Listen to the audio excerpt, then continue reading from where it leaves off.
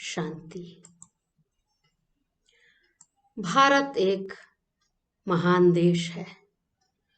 विश्व में भारत देश ही सबसे महान देश है। भारत भूमि सबसे पवित्र भूमि है, जहाँ भिन्न भिन्न प्रकार के त्योहार मनाए जाते हैं। यह देश खुशी एवं उत्सव मनाने का देश है। यहाँ 33 करोड़ देवताओं का गायन है। यहाँ प्रमुख मकर संक्रांति का पर्व हर वर्ष पूरे उमंग उत्साह के साथ पूरा देश मनाता है।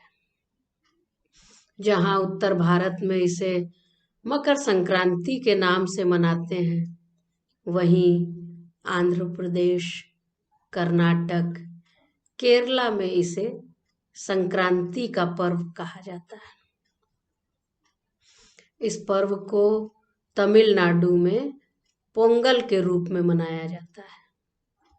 वहीं पंजाब और हरियाणा में इसे लोहड़ी के रूप में जाना जाता है और यूपी और बिहार में खिचड़ी के नाम से जानते हैं।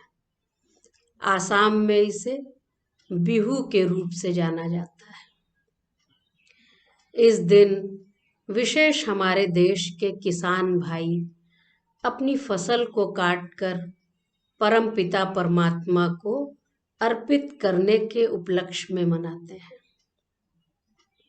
आज आप सबको इस पावन पर्व की बहुत बहुत हार्दिक शुभकामनाएं। न सिर्फ यह दिन आपका खुशियों भरा हो, परंतु पूरा वर्ष एवं पूरा जीवन ही खुशियों से भरपूर हो जाए। यदि हम सब अपने जीवन में खुशियाँ, सुख, शांति, आनंद और प्रेम का अनुभव करना चाहते हैं, तो इस पर्व में छुपे हुए कुछ आध्यात्मिक रहस्यों को जानने की अति आवश्यकता है।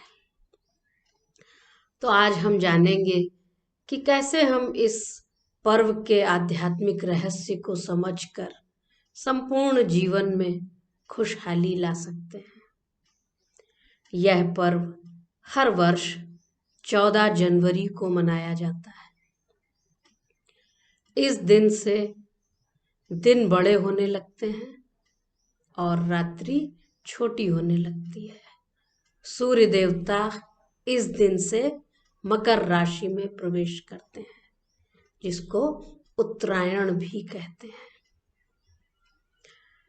तो इसका आध्यात्मिक रहस्य है, ज्ञान सूर्य परमपिता परमात्मा जब इस धरा पर अवतरित होते हैं, अर्थात राशि बदलते हैं, अपना निज धाम छोड़कर परमात्मा इस साकार सृष्टि पर आते हैं, तो पूरा विश्व कलयुग रूपी घोर अंधेरी रात्रि से निकल नई सतयुगी रूपी सुख, शांति, आनंद, प्रेम से भरपूर दुनिया की तरफ दिन प्रतिदिन अग्रसर होता है। ऐसा कहा जाता है कि इस दिन गंगा और सागर का मिलन होता है और उसे गंगा सागर का नाम मिलता है। इस दिन गंगा के तट पर बहुत भारी मेला लगता है। तो प्रेम के सागर परमपिता परमात्मा जब स्वयं इस धरा पर अवतरित होते हैं, तो हम सभी आत्माएं अपने प्यारे पिता परमात्मा से मंगल मिलन मनाते हैं, जिसका यादगार गंगा सागर के रूप में मनाया जाता है। परम पिता परमात्मा से मनाया गया मिलन हम आत्माओं को सतो प्रधान बनाता है और इस दिन सभी लकड़ियों को इकट्ठा करके उसमें आग लगाई जाती है और उसमें विशेष काले तिल और सफेद तिल का भी महत्व होता है। परमपिता परमात्मा जब इस धरा पर अवतरित होते हैं, तब अविनाशी रुद्र गीता ज्ञान यज्ञ की रचना करते हैं और हम सभी आत्माएं 5 विकारों के वशीभूत होकर काले तिल समान तमोप्रधान बन गए हैं। तो हमको योग अग्नि से सफेद तिल समान सतो प्रधान बनकर एवं नई दैवी सृष्टि की स्थापना करते हैं। तो भगवान हमें गुण संपन्न बनाने आए हैं।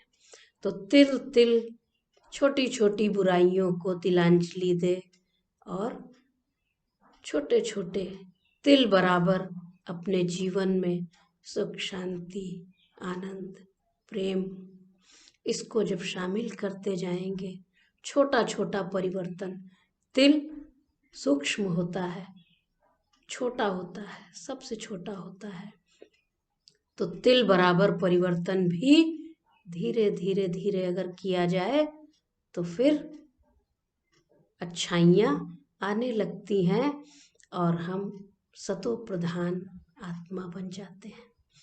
इस दिन पतंगों का विशेष महत्व है। इस दिन लोग पतंगों को उड़ाकर इस पर्व को मनाते हैं। कई जगह पतंगों की स्पर्धा भी होती है। पतंग जो कि स्वतंत्रता का सूचक है। परमपिता परमात्मा हम आत्माओं को 5 विकारों रूपी बेड़ियों से मुक्त कर हमें उमंग, उत्साह, सुख, शांति, आनंद, प्रेम से भरपूर कर हमें अपने जीवन को एक नई उड़ान पर जाने की प्रेरणा देते हैं। जैसे पतंग की स्पर्धा में कई नकारात्मक लोग पतंग को काटने को महान कृत्य समझते हैं, उसी भांति हमारे जीवन की उड़ान में भी कई आत्माएं नकारात्मक दृष्टि और वृत्ति से हमें नीचे करने की कोशिश करेंगी, परंतु हमें अपने जीवन को खूब ऊंचाइयों तक ले जाना है।